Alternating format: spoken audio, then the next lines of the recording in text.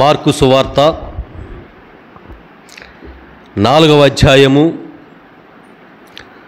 35వ వచనం నుండి 41వ వచనం వరకు.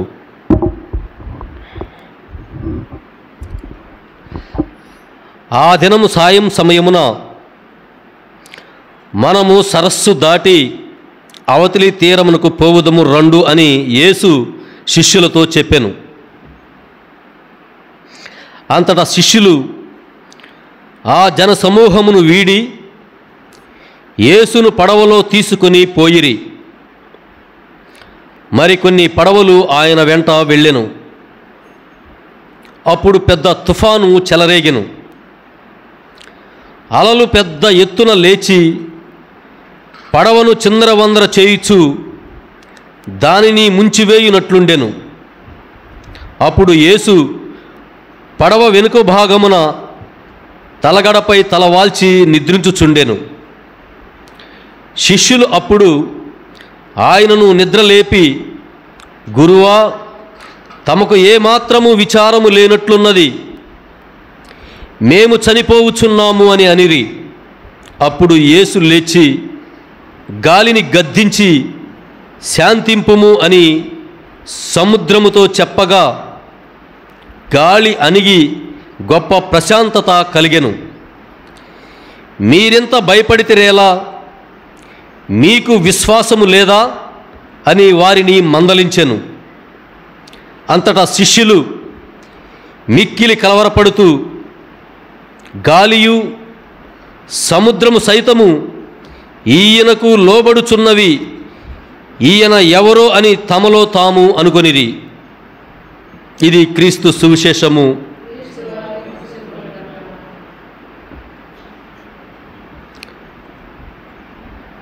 ఈనాటి సువార్త మార్కు సువార్త 4వ అధ్యాయం 35వ వచనం నుండి 41వ వచనం వరకు మనం కొద్దిసేపు ధ్యానించుకోగలిగితే ఈరోజు చదువుకున్న వాక్యలేఖనం బట్టి విశ్వాసాన్ని గురించి యేసుక్రీస్తు మాట్లాడినట్టుగా మనకు కనిపిస్తూ ఉంది. శిష్యులు యేసుక్రీస్తు పరిచర్య నిమిత్తం అనేక ఊర్లు తిరుగుతూ వాళ్ళ యొక్క సువార్త బోధిస్తూ సాయంత్రం పొద్దుగుకే సమయానికి మళ్ళీ వీళ్ళు ఎక్కడి నుంచి అయితే వచ్చారో మళ్ళీ అదే ఊరికి వెళ్ళాలి కాబట్టి ఒక నదిలో ఒక పడవ మీద ప్రయాణిస్తూ వెళ్తూ ఉన్నారు.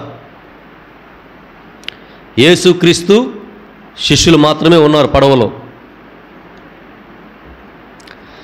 యేసుక్రీస్తు పడవ చివరన తలవాల్చి నిద్రపోతూ ఉన్నాడు. ఈ శిష్యులు వీళ్ళంతా పడవలో కూర్చొని ప్రయాణం చేస్తూ ఉండగా సడన్గా ఒక తుఫాన్ లాగా గాలి వేగము వచ్చి పడవ అటు ఇటు మునిగిపోయే ప్రమాదంలో ఉండటం వీళ్ళు గమనించే శిష్యులు యేసుక్రీస్తుని నిద్రలేపుతూ ఉన్నారు. నిద్రలేపి ఏమంటున్నారంటే వాళ్ళు ఒకసారి మనం వాక్యం ద్వారానే చూసుకుందాం. 38వ వచనములో, అప్పుడు యేసు పడవ వెనుక భాగమున తలగడపై తలవాల్చి నిద్రించుచుండెను. శిష్యులు అప్పుడు ఆయనను నిద్రలేపి, గురువా, నీకు ఏమాత్రము విచారం లేనట్లున్నది, ఇదిగో ఈ విధంగా తుఫాను గాలి వచ్చి ఈ పడవ మునిగిపోయి మేము చనిపోయే పరిస్థితుల్లో ఉన్నాం, అసలు నీకు నిద్ర ఎట్లా వస్తుందని చెప్పి యేసుక్రీస్తుని ప్రశ్న చేశారు వాళ్ళు.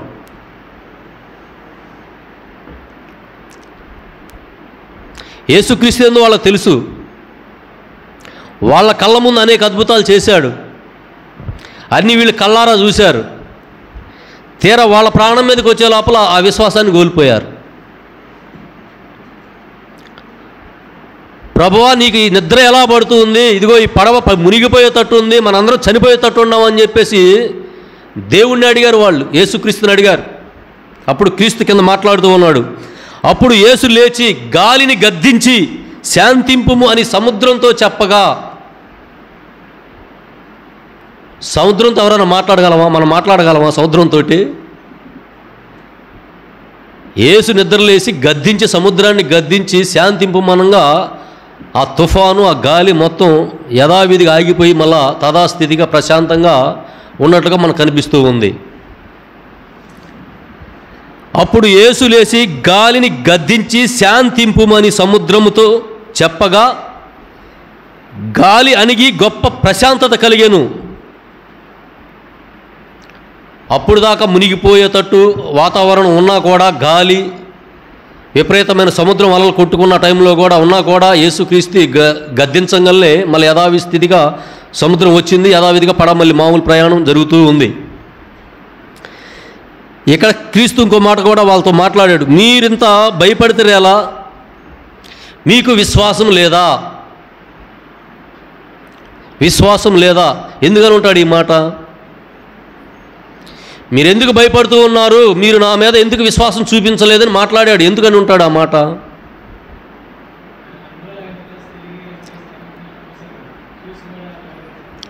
దీని గురించి మనం కొంచెం లోపలికి వెళ్తే ఒక కథ రూపంలో చెప్పుకోవచ్చు. ఇప్పుడు అమెరికా నయాగర జలపాతం మీరు చదువుకొని ఉంటారు, ఉంది కదా. నయాగర జలపాతం అంటే కింద నది పారుతూ ఉండిద్ది. అటు ఒక పెద్ద ఎత్తైన కొండ, ఇటు ఒక పెద్ద ఎత్తైన కొండ. ఆ కొండల మీద గుండా వచ్చి ఆ నీరు ఆ నదిలో పడతా ఉంటే నది పారుతూ ఉండిద్ది. అయితే ఒకడు ఈ మిమిక్రీ చేసే ఆర్టిస్టులు ఉంటారు కదా, వాడు ఆ కొండకి ఈ కొండకి ఒక తాడు కట్టాడు. తాడు కట్టి పెద్ద ఎత్తున ప్రచారం చేశాడు. ఇదిగో నయాగర జలపాతం మీద నేను విన్యాసం చేయబోతూ ఉన్నాను, చూడండి అని చెప్పి పెద్ద ఎత్తున ప్రచారం చేస్తే ప్రజలు కూడా తెగొచ్చారు. ఇటు నుంచి అటు ఎట్టా వెళ్తాడు తాడు మీద చూద్దామని ఆతృతతో వచ్చారు. అనేక మంది, వేలాది మంది జనం వచ్చినప్పుడు వీడు అటు ఇటు తాడు కట్టి ఇటు నుంచి అటు సైడ్కి వెళ్తున్నాను చూడండి అన్నాడు. నేను చూస్తాను, నువ్వు కానీ చూస్తావని చెప్పేసి వాళ్ళు అడిగినప్పుడు అటు నుంచి ఇటు దగ్గరికి వచ్చాడు, తాడు మీద నడుచుకుంటూ వచ్చాడు. ఇదిగో ఈ కొండ నుంచి నేను ఈ కొండ మీదకి తాడు కట్టుకొని తాడు మీద ప్రయాణిస్తూ మీరు చూశారు కదా, చూసేవేందా కళ్ళారు చూస్తున్నాం కదా మేము, ఇంకా నువ్వు అడిగేది ఏముందని చెప్పేసి అన్నారు. సరే ఇటు నుంచి ఇటు మళ్ళీ నేను ఆ కుమారుడు ఒకడు ఉన్నాడు, ఆ కుమారుడిని ఎత్తుకొని అడుదరికి వస్తానని చెప్పి మళ్ళా చెప్పాడు. అక్కడ కొంతమంది అన్నారు, అరే బాబు ఇందాక నువ్వు ఒక్కడే వెళ్ళావు, ఏ మాత్రం కాలు జారితే నదిలో పడి నువ్వు ఒక్కడే పోయేవాడివి, ఇప్పుడు నీ కుమారుని తీసుకొని వస్తానంటున్నావు, నీతో పాటు కుమారుని కూడా తీసుకెళ్తావా ఏందని చెప్పి అడిగారు. మరి వాళ్ళ విశ్వాసం చూడండి. ఆల్రెడీ అంతకుముందు ఆ కొండ నుంచి ఈ కొండ మీద కొత్త వాళ్ళు కళ్ళారా చూశారు, మళ్ళీ ఆ కొండ నుంచి ఈ కొండ మీదకి పిల్లాన్ని ఎక్కించుకొని వస్తానని లోపల వీళ్ళు విశ్వాసం కోల్పోతూ ఉన్నారు. ఇటు వెళ్ళాడు ఇటు రాలేడా? వద్దు కింద పడ్డామంటే అడ్రస్ కూడా ఉండరు మీరని చెప్పి అంటా ఉన్నారు ప్రజలు. అయినా కూడా ఆ పిల్లాన్ని తీసుకొని మళ్ళా యథావిధిగా ఇటు సైడ్కి వచ్చాడు.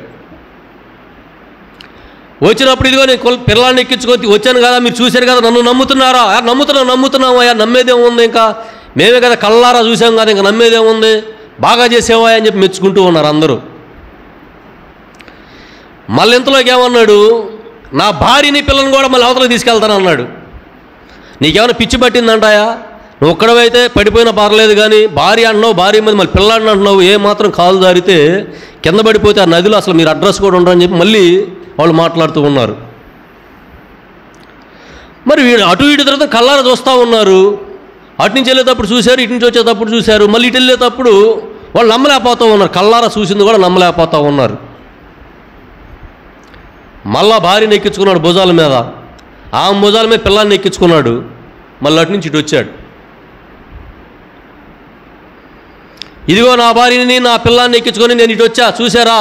చూసాం. నమ్మారా? నమ్మేదేందా, మేము కళ్ళారా చూసాం కదా, ఎవరో చెబితే కాదు కదా, మేమే కళ్ళారా చూసాం కదా, నమ్మాం. గ్యారెంటీగా నమ్మారా? గ్యారెంటీగా నమ్మాం, నమ్మేదని చూసాం కదా అన్నారు జనం అంతా. సరే అన్ని పక్కన పెడితే మీలో ఒకళ్ళు రాని ఎక్కించుకొని వెళ్తాను అన్నాడు. ఎవడన్నా వస్తాడా? నమ్మారు కదయ్యా, నేను వెళ్ళాను, చూశారు, పిల్లాన్ని ఎక్కించుకొని ఇటు వచ్చాను చూశారు, ఇటు పిల్లాన్ని భార్యని ఎక్కించుకొని వెళ్ళాను చూశారు, విశ్వసించాం, కళ్ళారా చూసాం, నమ్మేమని చెప్పారు మీరే. సరే పక్కన పెట్టండి, మీరు ఎవరైనా రండి మిమ్మల్ని తీసుకెళ్తాను అన్నాడు. ఒకళ్ళేడు పారిపోయారు. అంటే అవిశ్వాసం అంటే అలా ఉంటుంది, అవిశ్వాసం. శిష్యులు కూడా యేసుక్రీస్తు తమ్ముడు తిరుగుతూ ఆయన చేసిన అనేక అద్భుతాలు చేసి కళ్ళారా చూసి కూడా ఏదో సముద్రంలో యేసుక్రీస్తు మళ్ళీ పక్కనే ఉన్నాడు, ఆయన ఎక్కడో లేడు, పక్కనే ఉన్నాడు. సముద్రంలో వెళ్ళేటప్పుడు ఏదో గాలికి పడవాటి అనగానే ఆ చూసిన విశ్వాసాన్ని మొత్తాన్ని కోల్పోయి ఒక్కసారిగా మళ్ళీ అవిశ్వాసంలోకి వచ్చేసారు. ఈ కథ నయాగరా జలపాత కథ బ్రదర్ యేసన్న గారు వర్తమానంలో నేను ఈ కథ విశ్వాసం ఇప్పుడు కరెక్ట్గా మనం చదువుకున్న ఆ సువిశేషంలో కరెక్ట్గా సెట్ అయ్యింది కాబట్టి మీకు అర్థమయ్యేది ఉండిద్దని చెప్పాను. అది మరి వాడు అటు పిల్లాన్ని ఎక్కించుకెళ్ళాడు, ఇటు భార్యని ఎక్కించుకొచ్చాడు, మళ్ళీ ఇటు పిల్లాన్ని భార్యని అందరిని ఎక్కించుకెళ్ళాడు. మీరు చూసారంటే చూసేదేందా, మేము కళ్ళారు చూసాం కదా, ఎవడో చెబితే కాదు కదా, చూసామన్నారు, విశ్వసించామన్నారు, నమ్మేమన్నారు. మరి నమ్మితే మీరు ఒకళ్ళు రండి నేను తీసుకెళ్తాను అన్నాడు. ఒకడన్నా వచ్చాడా? రాలా. అలాగే మన మానవ నైజం కూడా అలాగే ఉంటుంది. మనం కూడా అంతే, వాడే కాదు మనం కూడా. అది ఇప్పుడు సర్కస్ చేసేవాడు మన ఊళ్ళో కూడా ఉంటాడు, ఇక్కడే పెడుతుంటారు, పిల్లకాయలు తిప్పుతూ ఉంటాడు, మన కళ్ళారు చూస్తున్నాం. మరి మీరు ఎవరైనా రండి తీసుకెళ్తామని మనం ఎవరైనా వెళ్తామా? ఈడేదో మమ్మల్ని చంపేతానికి ప్లాన్ చేశాడు అనుకుంటాం. అదే వాళ్ళు వెళ్తే మాత్రం టప్పట్లు కొడుతూ ఉంటాం. అవిశ్వాసం విశ్వాసానికి మధ్య తేడా ఇదే. శిష్యులు కూడా ఆయన పరిచర్య మొత్తం తిరుగుతూ ఆయన చేసిన అద్భుతాలను చూసి అనేక రోగాలు పోయినాయి, కళ్ళు వచ్చినాయి, కుంటోళ్ళు మామూలుగా అయ్యారు. అనేక అద్భుతాలు చూసి కూడా ఏదో పడవ అటు అనగానే అయ్యా ఎట్లా నిద్రపోతున్నాం, అయ్యా మేము చచ్చిపోయేటట్టు ఉన్నాం అంటున్నారు శిష్యులు. మరి అన్ని అద్భుతాలు చేసినప్పుడు ఈ పడవను ఆపలేడా? ఆ విశ్వాసం అనేది లేదు వాళ్ళకి. వాళ్ళు అనుకోవచ్చు కదా, ప్రభు మన పక్కనే ఉన్నాడు, మనకేమైద్దిరా తుఫాను వచ్చినా, మన కళ్ళ ముందు ఎన్నో అద్భుతాలు చేశాడు, ఈ పడవను ఆపలేడా అనే విశ్వాసం వాళ్ళు కోల్పోయారు.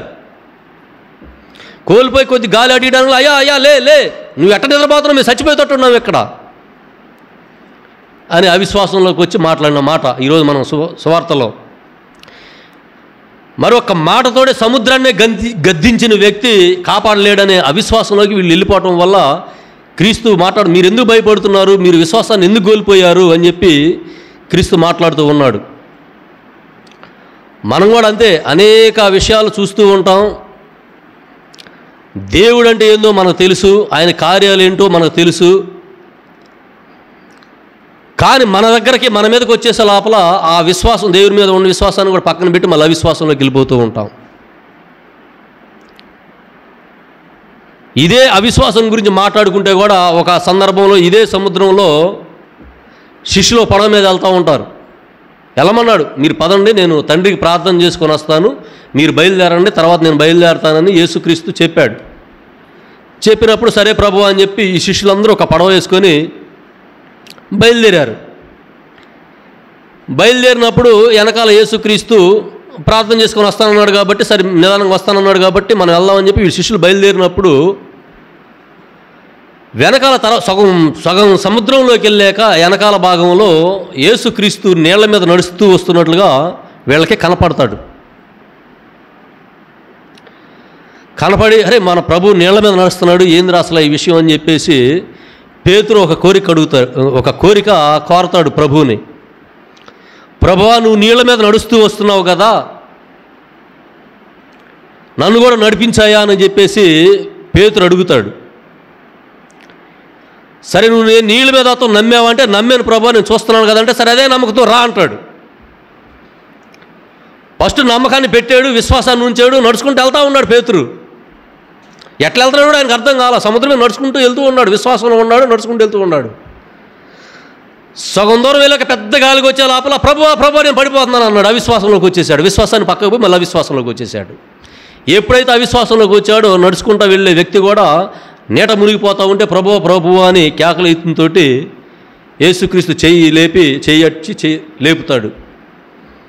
ఏంది పేతురు, విశ్వసించావు కదా, అది అక్కడి నుంచి ఇంత దూరం విశ్వాసంతో వచ్చావు కదా, మరి ఇక్కడికి వచ్చేవాళ్ళు అక్కడ విశ్వాసాన్ని ఏం చేసావు, అవిశ్వాసంలోకి ఎందుకు వెళ్ళావు అని చెప్పి పేతురుని కూడా అడుగుతాడు. ఏ విశ్వాసమో ప్రభు, నా భయం వేసింది ప్రభు, మునిగిపోతానేమోనని.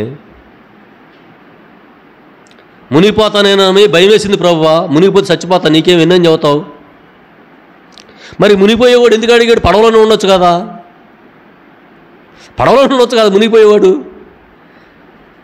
నడవాలని కోరిక వచ్చింది, ప్రభువుని అడిగావు, విశ్వాసం మీద నువ్వు విశ్వసించి నేను అతను చూసావు కదా, అదే విశ్వాసాన్ని బట్టి నువ్వు నమ్మావు కాబట్టి రా అంటాడు. ఆ నమ్మకం మీదే కొంత దూరం వచ్చాడు, బాగానే వచ్చాడు, నమ్మకం ఉన్నంతసేపు బాగానే వచ్చాడు. ఎప్పుడైతే కొద్ది గాలి తగలంగానే ఓరు నాయన ఇంకా నమ్మకం ఏడుంది, నేను చచ్చిపోతానేమో, మునిగిపోతానేమో భయం వేసింది.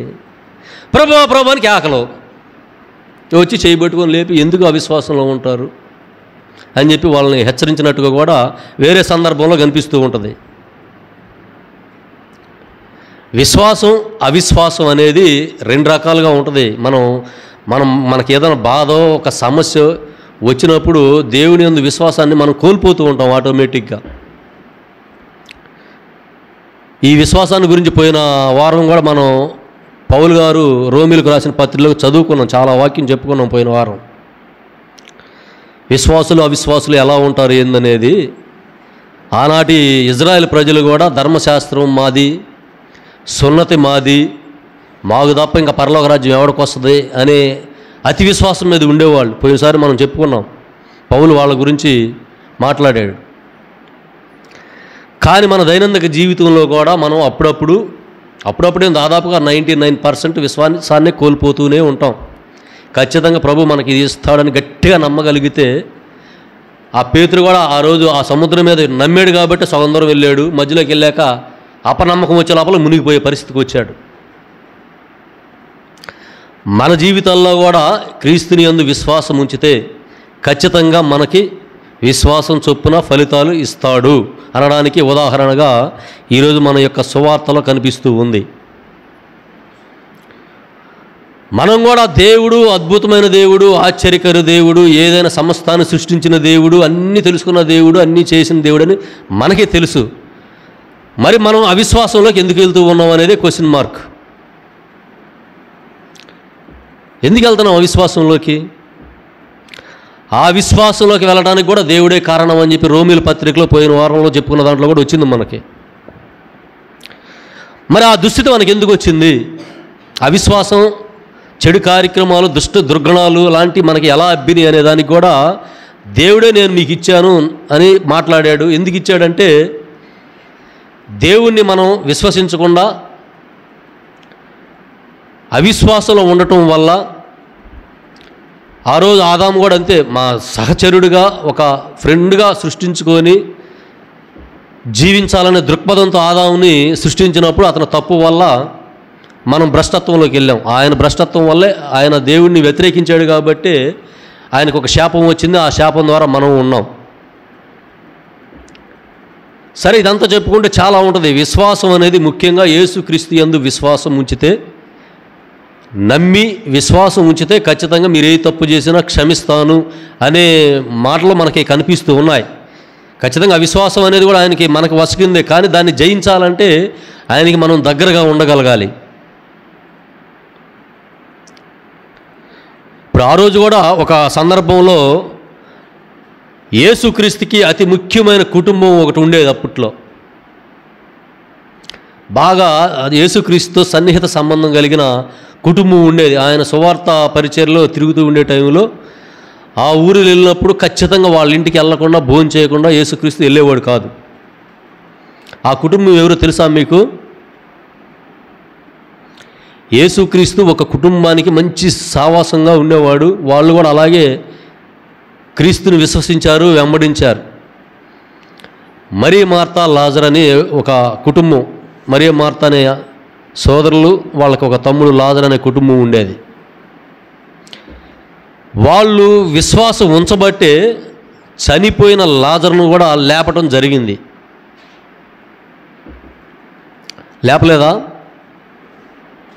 లేపలేదా చనిపోయిన లాజర్ని? మీకు అందరూ తెలిసిందే కదా. అది ఎందుకు లేపాడంటే, 3 రోజుల ముందే యేసుక్రీస్తునికి వేరే ఊరిలో ఉన్నప్పుడు వీళ్ళు కబురు పంపారు. మరియా మార్త యేసుక్రీస్తు వేరే ఊరిలో పరిచర్య చేసుకుంటున్నప్పుడు కబురు పంపారు. కబురు పంపినప్పుడు 3 రోజుల ముందు పంపారు. యేసుక్రీస్తు కబురు విన్నాడు. సరే, ఈయన కూడా ఆయనకు తెలుసు. ఎందుకంటే దైవ చిత్త ప్రకారం, తండ్రి చిత్త ప్రకారం అతను మరణించాలి.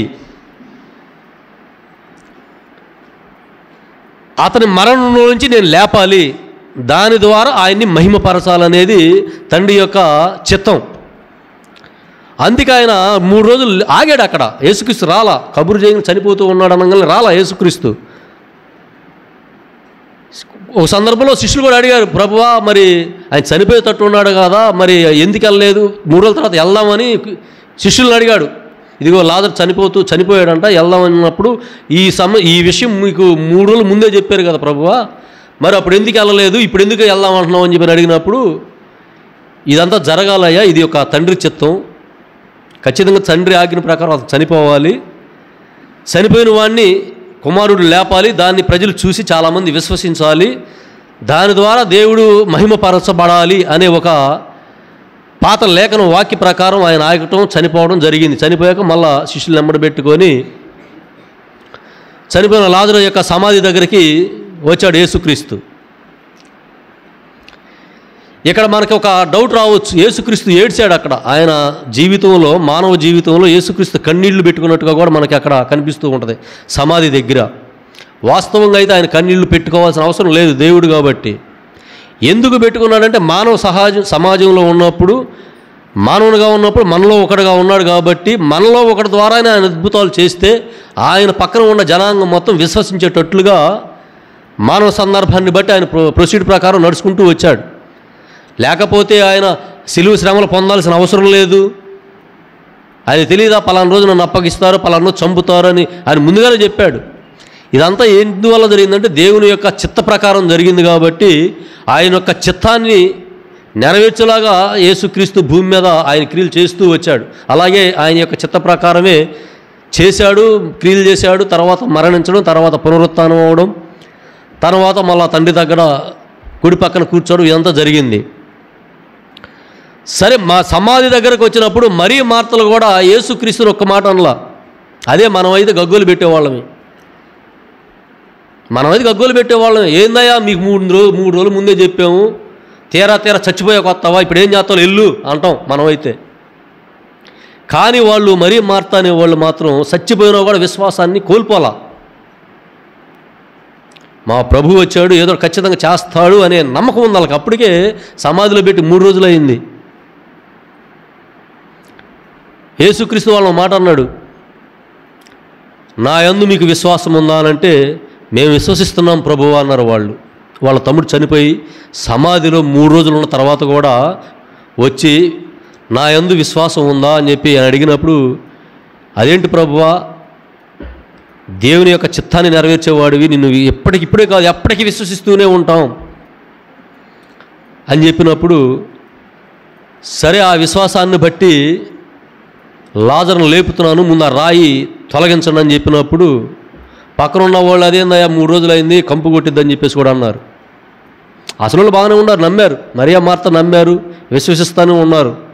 పక్కన ఉంటారు కదా వాళ్ళు, చనిపోయి 3 రోజులు అయింది, ఇప్పుడు రాయి తొలగించామంటే 3 రోజులు అయింది, మొత్తం శరీరం అంతా కుళ్ళిపోయి వాసన కంపు కొట్టిద్ది అన్నారు.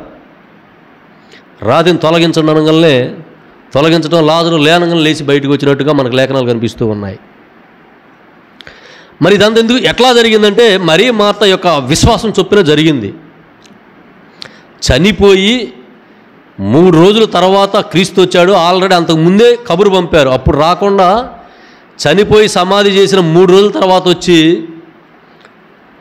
సమాధి తీయండి నేను బ్రతికిస్తానంటే మనం అయితే నమ్మం, ఖచ్చితంగా మనమైతే విశ్వసించు దాన్ని. చనిపోగానే ఇంకా ప్రభులేడు గీబులేడు మొత్తం వదిలేసేస్తాం, మన పనులు మనం ఉంటాం. కానీ వాళ్ళు అలా లేరు, విశ్వాసాన్ని అలాగే అట్టి పెట్టుకున్నారు. అదే విశ్వాసం చొప్పున ఆ చనిపోయిన లాజరును కూడా లేపడం జరిగింది. అప్పుడు ఈ పక్కన ఉన్నారు కదా, శరీరం కుళ్ళిపోయింది, కంపు కొట్టిద్ది అని హేళన చేసిన వాళ్ళు ఉన్నారు కదా, అప్పుడు దేవుడు స్తోత్రం అంటున్నారు. అప్పుడు ఏదో కాసేపటి వరకు ఆ విశ్వాసం, మళ్ళీ 4 రోజులు పోయాక మళ్ళీ ఈ విశ్వాసం ఉండదు. ఎందుకంటే చనిపోయిన తర్వాత వీళ్ళందరూ లేరు అక్కడ. ఆయన నమ్మిటి ఆయన బ్రతికున్నప్పుడు ఇలాంటి అద్భుతాలు ఎన్నో చేశాడు, కొన్ని వేల మంది ఆయన వెంబడించారు. కానీ చనిపోయే టైం వచ్చే లోపల మిగిలింది ఎవరు? ఆయన నమ్మిడి మిగిలింది ఎవరు? 12 మంది శిష్యులు తప్ప ఎవ్వరు లేరు. మరి అన్ని అద్భుతాలు చూసినా కొన్ని వేల మంది జనం ఏమైపోయారు? 2 రెట్లు 5 చేపలు పంచితే తిన్నారు, చచ్చిపోయిన లేపితే చూశారు, కుష్టి వ్యాధులు నయం చేస్తే చూశారు, కళ్ళు లేనోడికి కళ్ళు తెప్పిస్తే చూశారు, కుంటోడికి కాళ్ళు ఇస్తే చూశారు. వాళ్ళ కళ్ళతోనే చూశారు, ఎవడో చెప్పింది కాదు. అప్పటి వరకు దేవుడా దేవుడా దేవుడా నువ్వే దేవుడివి అని అన్నారు. అంత బాగానే ఉంది. తీరా ఆయన్ని చంపడానికి పట్టుకునే టైంకి వచ్చే లోపల ఒక్కడు లేడు. లాస్ట్కి మిగిలింది కూడా 12 మంది శిష్యులు. ఆ లాస్ట్కి ఆ 12 మంది శిష్యులు కూడా ఎటు వెళ్ళిపోయారు. లాస్ట్కి ముఖ్యమైన శిష్యుడు కూడా ఈ యేసు ఎవడో నాకు తెలియదయ్యా అన్నాడు. అంటే ఆయన చనిపోయే టయానికి ఎవ్వరూ ఆయన్ని విశ్వసించలా. ఇన్ని అద్భుతాలు చూసి వాళ్ళ కళ్ళారా చూసి ఆయన చనిపోయే టైం, ఆయనకి శ్రమ, ఆయనకి బాధ రాంగల్నే మళ్ళీ ఆ బాధలో మనల్ని ఎక్కడ ఇరికిస్తారో, మనకు ఎందుకు వచ్చిన గోల, ఆయన శిష్యులు అంటే మనం కూడా తీసుకెళ్ళి సిలువేస్తారేమో ఆయనతో పాటు. విశ్వాసాన్ని కోల్పోయారు. ఒక్కడ కూడా మిగల లాస్ట్కి. చూడండి మరి అసలు ఎన్ని యేసుక్రీస్తు ఎన్నో అద్భుతాలు చేశాడు. కొన్ని వేల మంది ఆయన అనుసరించారు. లాస్ట్కి వచ్చే లోపల ఒక్కడ కూడా ఆయన యందు నికరంగా నిలబడలా. లాస్ట్కి ఆయన శిష్యులు కూడా ఎటోళ్ళట్ అయిపోయిన పరిస్థితి. ఎందుకంటే విశ్వాసం ఉంచుతున్నారు. ఆ కాసేపు విశ్వాసం ఉంటుంది. వాళ్ళకి ఏదన్నా ఒక బాధ శ్రమ వస్తుంది అనుకునే లోపల ఆ బాధ మనం ఆడబడతాం, వాడేవాడు మనకు తెలియదంటే పోయిద్ది. ఇవన్నీ క్రీస్తు తెలుసు, ఖచ్చితంగా తెలుసు. క్రీస్తుకు తెలుసు కాబట్టి ముందుగానే చెప్పాడు ఆయన, ఎవడూ విశ్వాసుడు, ఎవడూ నీతిమంతుడు లేడు. అయిపోయింది, చనిపోయాడు, వెళ్ళిపోయాడు, పరలోకానికి వెళ్ళిపోయాడు. పరలోకానికి వెళ్ళిపోయా కూడా మళ్ళీ బ్రతికొచ్చాడు. బ్రతికొచ్చినప్పుడు కూడా ముఖ్యంగా ముందు శిష్యులకే కనపడ్డాడు.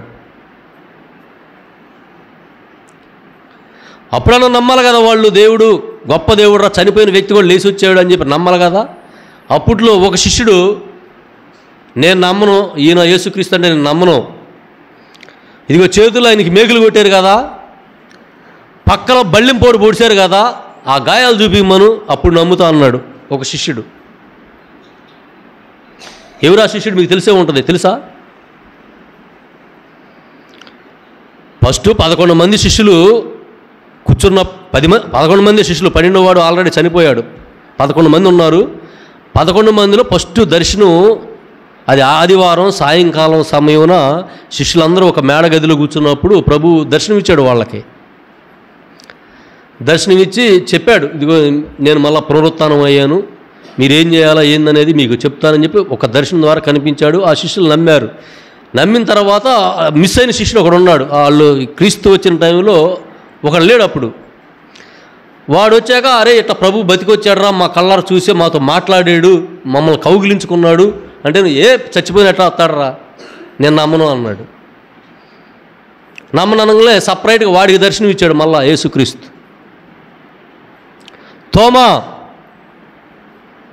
తోమా ఎవరు? మిస్ అయిన శిష్యుడు తోమా. అవిశ్వాసమైన శిష్యుడు ఎవరంటే తోమా. నువ్వేలా నన్ను విశ్వసించట్లేదు, చేతిలో పక్క బళ్ళెంలో గాయాలు చూస్తే నమ్ముతానన్నావంట కదా, రా ఇదిగో నా పక్క బళ్ళెంలో గాయం చూడు, ఏలు పెట్టి తోచి చూడు అని చెప్పి తోమాని గద్దించాడు. చూపించాడు గాయాలు, ఇగో చూడు, చేతులకి కాళ్ళకి మేకులు కొట్టిని, పక్కలో బళ్ళెం పెట్టి పొడిచిని, ఈ గాయాలను చూపిస్తే ఆ తోమ అనేవాడు ఆ గాయాలు ఏలు పెట్టి తిప్పి కానీ కన్ఫర్మ్ చేసుకోవాలా, ఈయన ప్రభువే. మరి అటు కల్లారా చూసి ఏలు పెట్టి తిప్పితే కానీ వాడికి అర్థం కాల, ఈయన చచ్చిపోయి లేచి వచ్చాడు మన ప్రభువేనని. అప్పుడు ఒకసారికి ప్రభువా ప్రభువా ప్రభు అని కాళ్ళమే పడి, నన్ను క్షమించయ్యా, నేను అవిశ్వాసంలో ఉండేదో తప్పు చేశాను. అవిశ్వాసం అనేది అనేక రకరకాలుగా వస్తూ ఉంటుంది. ఇలా అనేక సార్లు అనేక మందికి దర్శనమయ్యాడు, అనేక మందికి చెప్పాడు. చెప్పినా కూడా లాస్ట్కి మళ్ళీ అనేక మంది వచ్చారు చూశారు. కానీ లాస్ట్కి మళ్ళా ఫస్ట్ సంఘం ఏర్పడినప్పుడు 120 మంది మాత్రమే మనకి కనిపిస్తూ ఉంటారు. అపోస్తుల కార్యంలో కనిపించింది మనకి. 40 రోజులు వీళ్ళతో తిరిగి మీరు ఇక్కడ ఏం చేయాలి ఏంది, మళ్ళీ 40 రోజుల తర్వాత నేను వెళ్ళిపోతానని చెప్పి అలా చెప్పాల్సిందంతా బోధించి 40 రోజుల తర్వాత మళ్ళీ ఆయన మోక్షారోహణం అయిపోయినప్పుడు పేతురు, శిష్యులు, తల్లి మరియా వీళ్ళంతా ఒక మేడగదిలో కూర్చొని ప్రార్థన చేసుకుంటూ ఉండగా పరిశుద్ధాత్మ దేవుడు వాళ్ళని 4 వలె అగ్ని రూపంలో దహించి పేతురు వాక్యం చెప్తే ఒక 3000 మంది బాప్తిసం పొందినట్లుగా మొట్టమొదటి ప్రసంగం అది. ఇంకా అక్కడి నుంచి సువార్త పరిచర్య బిగినైంది. ఇదంతా మనకు అపోస్తుల కార్యాల్లో ఉంటుంది. అందుకే మనం కూడా తోమా వలె కాకుండా దేవుని నమ్మేమంటే నమ్మినట్లుగానే ఉండాలి. అవిశ్వాసంలోకి వెళ్తే అనేక అనర్థాలు మనం తెచ్చుకుంటాం. ఈ బైబిల్ వాక్యంలో అయితే పేతురు అయితే ఏదో సముద్రం అని చెప్పాడు, కానీ ఆ సముద్రం కాకుండా మన జీవితాల్లో కూడా అలాంటి ఆటుపోట్లు ఎన్నో వస్తూ ఉంటాయి. అనేక ఆటుపోట్లు వస్తుంటాయి మన జీవితాల్లో. అది అనారోగ్య రూపంలో అవ్వచ్చు, ఆర్థిక సమస్యలతో అవ్వచ్చు, అనేక రకాలైన విధానాల్లో మనకి సమస్యలు వస్తూనే ఉంటాయి, ఏదో సమస్యలు వస్తూనే ఉంటాయి. అప్పుడే మనకి దేవుడి యందు విశ్వాసంగానే ఉంచగలిగితే ఎలాంటి సమస్య అయినా మనం జయించడానికి అవకాశం ఉంది అనేది క్రీస్తుని యొక్క మాట ఈరోజు మన సువార్తలో. మీరు ముఖ్యంగా నన్ను విశ్వసింపగలిగితే మీకు ఎలాంటి సమస్యల నుంచి సరే మీరు బయటపడవచ్చు. ఏదో శ్రమరాంగల్నే వైదొలగటం, అంతా బాగున్నప్పుడే ప్రభువు అంటాం, ఇది కాదు. ఎప్పుడైనా సరే ఉన్నా లేకపోయినా, తినడానికి ఉన్నా పస్తులుండే పరిస్థితికి వచ్చినా, ధనికుడికైనా దరిద్రుడికైనా, ఎవడైనా సరే ఎప్పుడైనా సరే నా యందు విశ్వాసంగాని ఉంచగలిగితే సముద్రం పడవ మునిగిపోవడమే కాదు, మన జీవితాల్లో అనేక అనేక సమస్యల్లో మనం మునిగిపోతూ ఉంటాం. ఈ సమస్యలన్నింటినీ జయించాలంటే మనం ప్రభు యందు యొక్క విశ్వాసం ద్వారానే మనం జయించవచ్చు అని ఈరోజు యొక్క సువార్తలో మనకి అందించిన దేవుని యొక్క మాటగా కనిపిస్తూ ఉంది. కాబట్టి మనం కూడా అవిశ్వాసంగా ఉండక దేవుని యందు విశ్వాసంతో మెలిగి ఆయన యందు ఎడతెగక ప్రార్థనలో ఉండమని చెప్పాడు. శిష్యులు కూడా ఆ రోజు ఎడతెగక ప్రార్థనలో ఉండేవాళ్ళు. ఒక సంఘం ఏర్పడినప్పుడు వాళ్ళు ఎప్పటికప్పుడు కూడిక అందరూ సమావేశమయ్యి రోజుకి 2-3 సార్లు ఎడతెగకంటే వాళ్ళు ఏదో ఇప్పుడు వచ్చాము టైం అయిపోయిన తర్వాత మళ్ళీ మన పనుల్లో నిమగ్నం అవటం అన్నట్టు కాకుండా ఎడతెగకంటే ప్రత్యేకంగా రోజు వచ్చి చర్చలో కూర్చోమని కాదు అర్థం. ఎప్పుడూ కూడా దేవుని యొక్క ఆలోచన అనేది మన మనసుల్లో ఉండాలి అనేది దీని సారాంశం. ఎడతెగకంటే పని పాటలు అనుకుని పద్దాక మేము గుళ్ళో కూర్చుంటే మేము ఎట్ట బతకాలా అనేవాళ్ళు అనొచ్చు. అది కాదు. ఎడతెగకంటే నువ్వు పని చేసినా పని చేయకపోయినా వేరే పనుల్లో ఉన్నా ఎప్పుడు కూడా ఆ దేవుని యొక్క తలంపు మన మనసుల్లో ఉండాలనేది దాని యొక్క సారాంశం.